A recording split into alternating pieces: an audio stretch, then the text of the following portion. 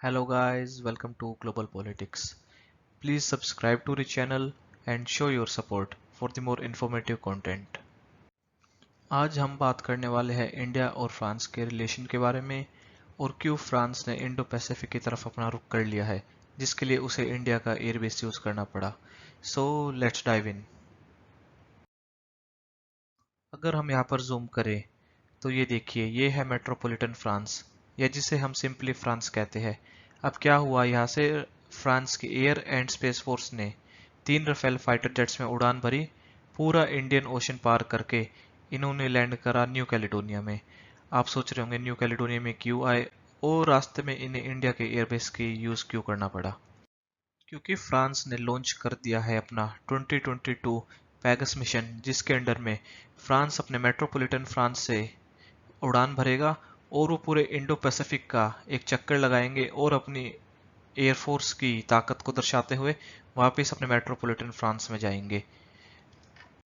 और इसी मिशन के अंडर में फ्रांस ने जो अपनी जर्नी करनी है मेट्रोपॉलिटन फ्रांस से लेकर न्यू कैलिडोनिया के बीच में, उन्हें ये जर्नी सिर्फ और सिर्फ 72 आवर्स में ही करनी है, मतलब पूरे 3 दिन के अंदर।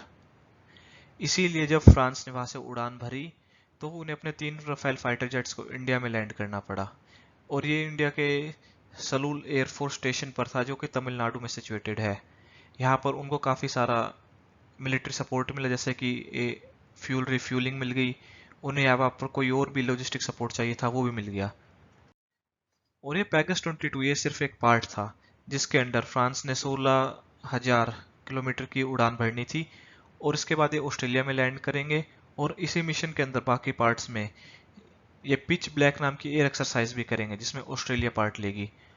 और इसके बाद ये और कंट्रीज में भी जाएंगे जहां पर मिलिट्री डील्स करेंगे, यूएस के साथ Germany, Indonesia, Singapore, UK and south Korea. ये सारी वही कंट्रीज हैं जो कि इंडो पैसिफिक में लाई करती हैं, अगर आप इसमें से जर्मनी को हटा देंगे तो। ये है फ्रांस का कॉलोनियल पास्ट। जो भी आप टेरिटरीज देख सकते हैं कलर्ड है, ये एक ना एक टाइम पर फ्रांस की कॉलोनी थी।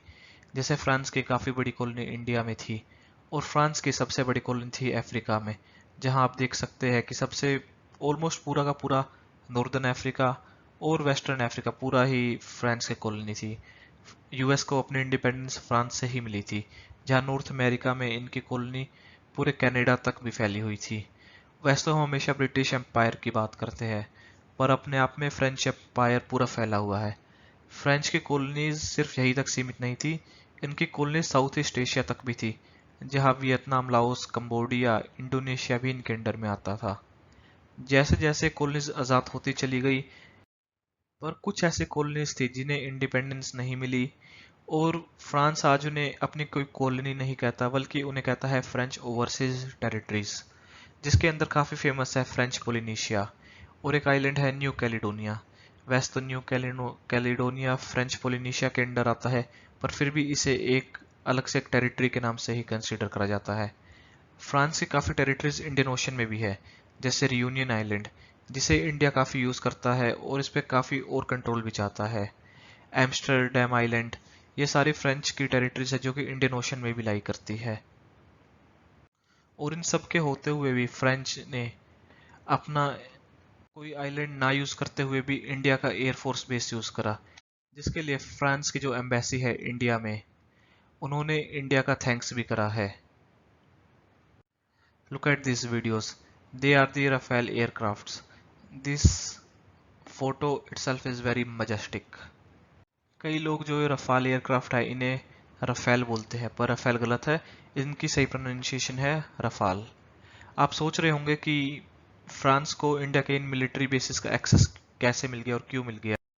इंडिया ने कई कंट्रीज के साथ लॉजिस्टिक सपोर्ट एग्रीमेंट साइन करा हुआ है, जिसमें से सबसे फेमस है यूएस के साथ साइन करा हुआ लमोआ एग्रीमेंट।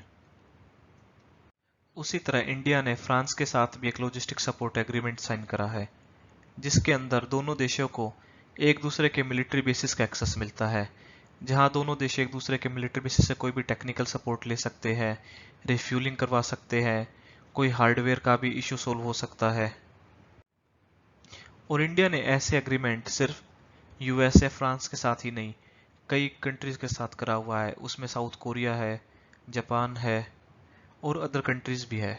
जब इंडिया ने ये एग्रीमेंट फ्रांस के साथ साइन करा तो इसमें इंडिया को ज़्यादा बेनिफिट हुआ और फ्रांस को कम, क्योंकि फ्रांस के basis all over the world है, चाहे वो अटलांटिक ओशन हो, इंडियन ओशन हो, पैसिफिक ओशन हो। तो इंडिया हर जगह अपनी प्रेजेंस फेल्ट कर सकता है और हर जगह से अपना सपोर्ट ले सकता है। और अभी खबर भी आई थी कि इंडिया ने जो 36 राफेल फाइटर जेट्स का ऑर्डर प्लेस करा था फ्रांस के साथ, वो सारे के सारे इंडिया को डिलीवर्ड हो चुके हैं। इनमें से एक राफेल फाइटर जेट अभी भी फ्रांस के पास है। ये ऐसा नहीं है कि ये अभी रेडी नहीं है, ये बिल्कुल रेडी टू डिलीवर कंडीशन में है, पर अभी भी ये फ्रांस में ही है क्योंकि फ्रांस इसमें कुछ चेकिंग कर रहा है, क्योंकि ये इंडियन स्पेसिफाइड मॉडल्स है। इंडिया जब भी कोई एयरफोर्स का जेट्स या टैंक्स परचेज करता है तो हमेशा उसे इंडिया के हिसाब से डिज़ाइन करवाता है। तो बस फ्रांस उसी के लिए उसे एक बार चेक कर रहा है, तो जैसे ही वो चेक हो जाएगा तो वो भी डिलीवर कर दिया जाएगा। पिछले कुछ समय में इंडिया फ्रांस के रिलेशन में काफ़ी बढ़ोतरी हुई है, काफ़ी डीप रिलेशन है दोनों की, और इसमें इमैनुअल मैक्रोन ने पर्सनल एक रोल प्ले करा है। जब भी टेररिज्म की बात आती है तो हमेशा इमैनुअल मैक्रोन इंडिया के साथ खड़े होते हैं। जब हमारा चाइना के साथ स्टैंड ऑफ हो गया था तभी मैक्रोन साहब ने काफ़ी सपोर्ट करा था इंडिया का। और थोड़े टाइम पहले ही फ्रांस ने स्टेटमेंट भी रिलीज कर दी थी, India foremost strategic ally of France in the Indo Pacific region. और अगर आप और फ्रांस की तरफ से जो स्टेटमेंट आई है ये काफ़ी रीजनेबल भी है। अगर आप इस पूरे रीजन को देखें तो यहाँ फ्रांस किसको कह सकता है कि वो उनका एक एलाई है। अब फ्रांस में जो प्रोफेट मोहम्मद के कार्टून को लेकर कंट्रोवर्सी हुई थी, उसके चलते आए दिन पाकिस्तान में फ्रांस को लेकर प्रोटेस्ट होते हैं। यहाँ पर देखिए आप, साउथ ईस्ट एशिया में आज के टाइम में फ्रांस का कोई खास इन्फ्लुएंस है नहीं। और चाइना के साथ फ्रांस के इतने कोई ख़राब रिलेशन नहीं है, तो कोई अच्छे रिलेशन भी नहीं है।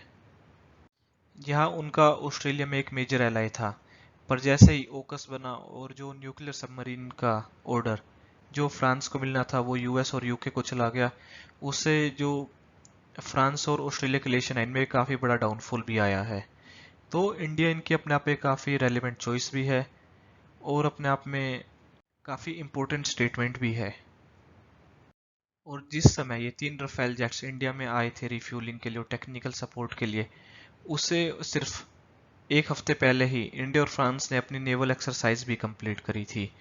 आप देख सकते हैं कि इंडिया और फ्रांस की जो रिलेशन है ये हर फील्ड में है, चाहे वो मिलिट्री हो, आर्मी हो, एयरफोर्स हो या नेवल फोर्स हो।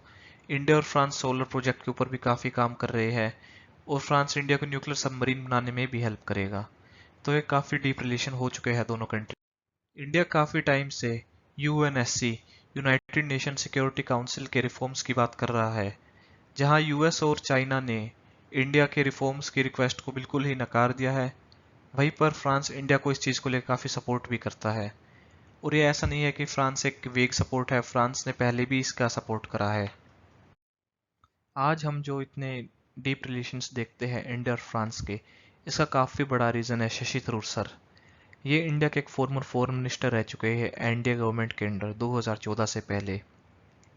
और इन्हीं डीप रिलेशंस के चलते फ्रांस इन्हें ऑनर कर रहा है अपने हाईएस्ट सिविलियन अवार्ड से। जैसे इंडिया का हाईएस्ट सिविलियन अवार्ड है भारत रत्न, इसी तरह फ्रांस का हाईएस्ट सिविलियन अवार्ड है लीजन ऑफ ऑनर। और ये न्यूज़ अपने आप में काफ़ी इम्पोर्टेंट भी है, बोथ इंडिया एंड फ्रांस के रिलेशंस को लेकर।